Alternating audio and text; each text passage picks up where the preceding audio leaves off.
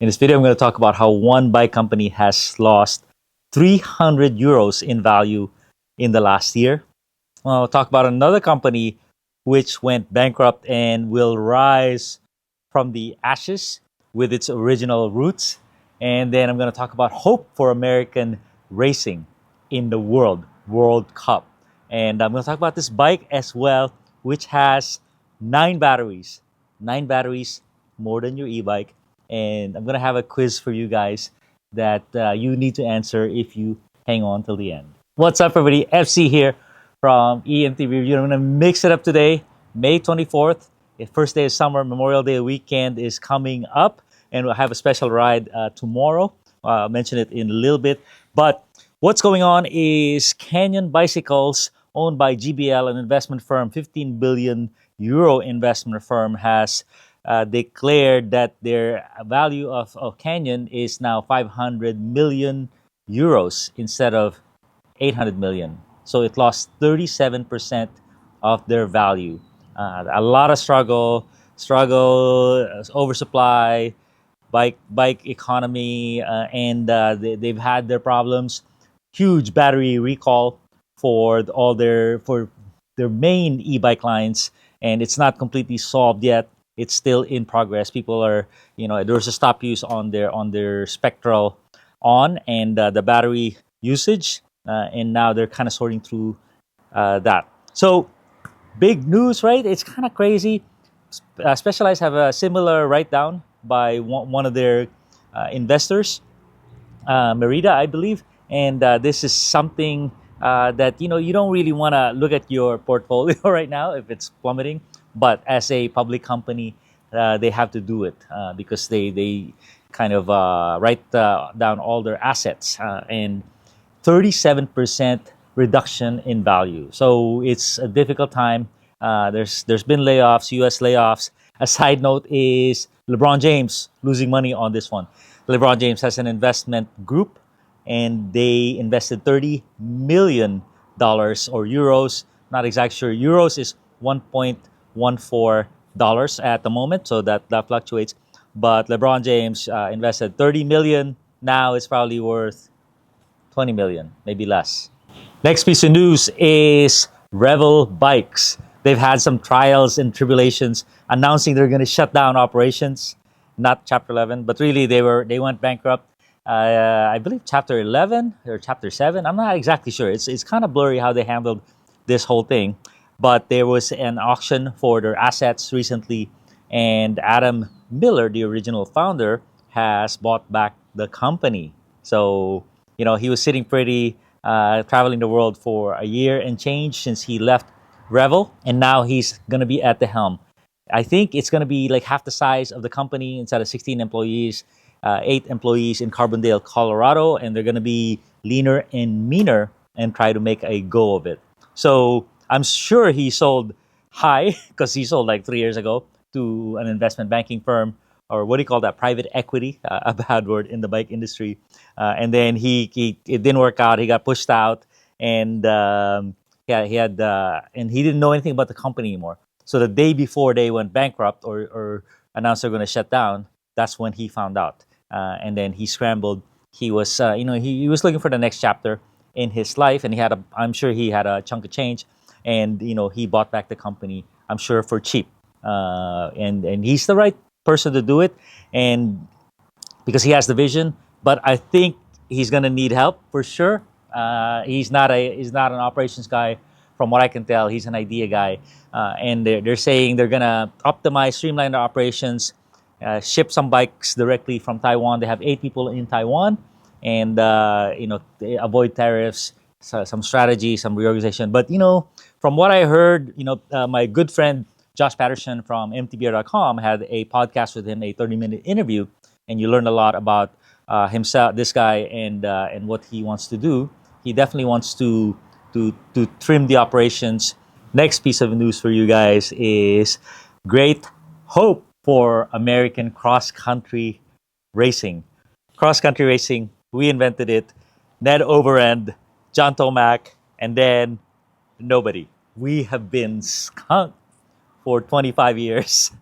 Nothing. We can't even hit the top 30. I got tired of watching it. Recently, about 5 years ago, Kate Courtney, the women started making waves and said, "Hey, we got a chance." So in the sport that we invented, unfortunately, we invented mountain biking, but we didn't invent cycling. So we don't have a big heritage. So it takes a while to build up that that culture of biking with kids. And what's this NICA, the high school league, has really been instrumental in building the foundation, this pyramid of talent where you have some cream of the crop. And the new talent, his name is Christopher Blevins. He is from Durango, Colorado. He was living here in Santa Cruz, so I would see him a lot in our local forest. We would be on e-bikes and he would just pass us wearing like a Hawaiian shirt. So Christopher Blevins, what is going on is he won a few races last year, and it's just unheard of for an American to win a men's cross country race is unheard of. This guy's tall. I believe he's 27 years old, and he is just peaking. But the news is in 2025 there were two races in Brazil that are short track. He won the first two, and the third one, I think yesterday, last night, he won. So 3 in a row of this short track cross country. He also won the one of the races in Brazil, the long form, I don't know how many miles that is, the 2-hour race, and he won it. And that's the big one. To win the long course is legit. He's a big guy, so powerful. And tomorrow is the Nova Mesto long full length cross country race. So I hope he does well. What rider of the match tonight? Christopher Blevins cannot believe it. He becomes only the second elite man to win both short track rounds at the start of the year since Mathieu van der Poel did it. But there's another guy that I idolize. His name is Mathieu van der Poel. I believe this guy is one of the greatest cyclists of all time. Of all time. He's that good. He's been racing for 10 years. Basically, cyclocross, classics, Grand Tours, and then mountain bike. His mountain biking, he tried it 3-4 years ago. It was so good that he just schooled Nino Schurter at his peak, or at when he was still winning all the races. He schooled everybody. He's this good. Anyway, he's going to race tomorrow as well. Mathieu van der Poel. I don't know how well he'll do because it's wide bar and he hasn't mountain biked in a while. But talk about a true cycling talent. This guy is so amazing, so legit. So I hope he does well. I hope Christopher Blevins does well too. And a segue to the bike I have in front of me. This is an S-Works, a specialized S-Works Epic 8. And they have Epic 8, they have Epic Evo. And this is what Christopher Blevins is using and their whole team. And they're sweeping the podium, a key to their success. And once I learned about it, I was like blown away. So the main thing I found out is it has 9 batteries everywhere. Obviously, the dropper and the transmission have one, but the front shock and the rear shock have one. And then all the remotes have one. And then there's a power meter right here. So what it has is automatic suspension. Automatic suspension is the unfair advantage today in cross-country racing. They're using it for enduro and downhill as well, but really cross-country is where it's at, because when you lock out and you can sprint and all your power goes in, now you're talking. This is called Rockshox Flight Attendant, the cream of the crop. It just locks out based on the shock and then the power. If you're putting in 400 watts, you don't want your suspension moving. So this thing knows everything.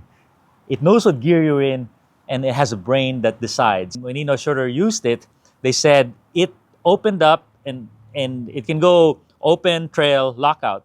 It did that 1,400 times, 1,400 times. So you can do it your own. Everybody's got lockout now.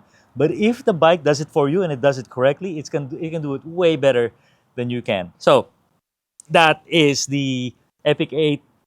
I have a Blur as well, and I'll review this. I'll review the other one. I'm really starting to fully understand this bike.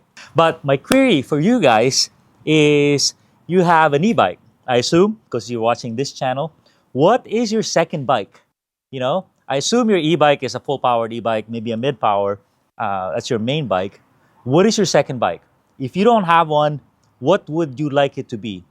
I'm sure you have a stable of old bikes if you're an old biker. I'm not really concerned about that one. What is your ideal second bike? Or if you had someone gave you a bag of gold, which one would you buy? So is it a another full powered e-bike? So you have a backup and then you could kind of see the latest technology. Is it a full powered and a mid powered e-bike? Is it a full powered e-bike and a downhill bike or enduro bike? Or is it a trail bike or cross country bike? And with me, it's become a cross country bike. I used to have all the bikes, got rid of them all. I just want a full powered e-bike and a cross country bike. You know, if I can't have power, give me some pain, because that's what the e-bikes don't give me. They don't give me the pain, the learning, the satisfaction. So I like to fill that hole too. You know, at least in current state, that's what I'm feeling at.